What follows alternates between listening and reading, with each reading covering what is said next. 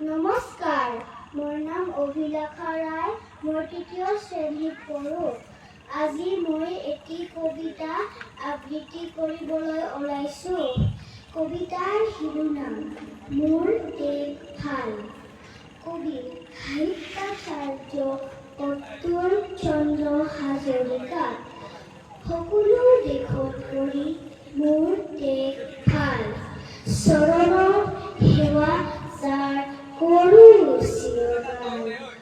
ক'ত আছে এনে মাটি সোণৰ চাপৰা? ক'ত আছে এনে পানী সুধাৰ ভিতৰা? ক'ত আছে এনে ধান এই ধৰণীত?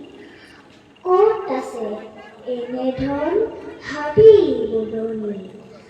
ক'ত আছে এনে পলু এৰি মুগা পাত?